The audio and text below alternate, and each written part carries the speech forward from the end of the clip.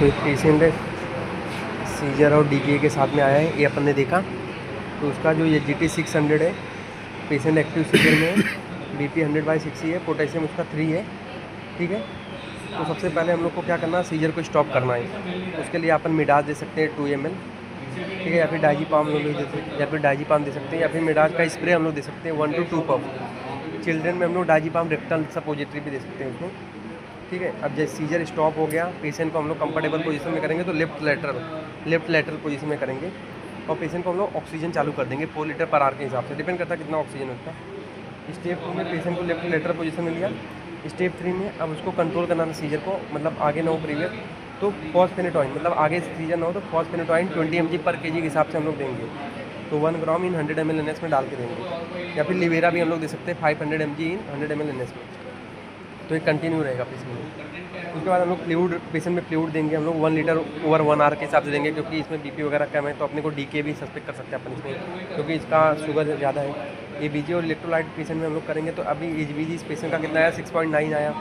Potassium उसका already 3 आया था, पहले से ही पता था, आपने देखा था ABG पहले ही। तो इंजेक्शन हाई हम लोग चालू करेंगे, मतलब ह्यूमन इंसुलिन, तो 10 cc पर आवर के हिसाब से हम लोग चालू करेंगे।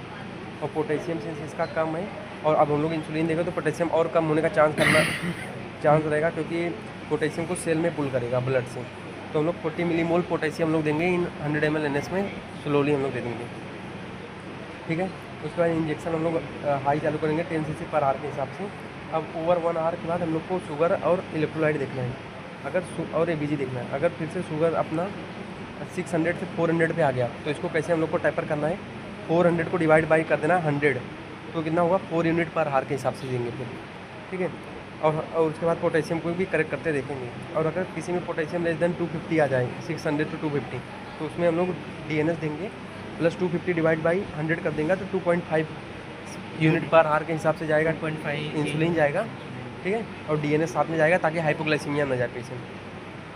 ठीक है, उसके बाद ये तो मैंने बता दिया। उसके बाद पेशेंट में हम लोग इसमें क्या क्या हम लोग DKM देखेंगे, पेशेंट का शुगर कंट्रोल है कि नहीं कंट्रोल है, फ्लूइड रेसिसिटेशन करना है उसका, पोटेशियम देखना है उसका।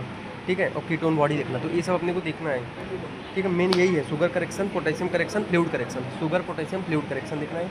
कब इंसुलिन स्टॉप करना है, जब पेशेंट क्या हो, जब पेशेंट का शुगर कंट्रोल में आ जाए, पेशेंट ओरली फीड करने लगे, तब हम लोग को पेशेंट को सबक्यूटेनियस इंसुलिन चालू कर देना है, जो उसका चालू था।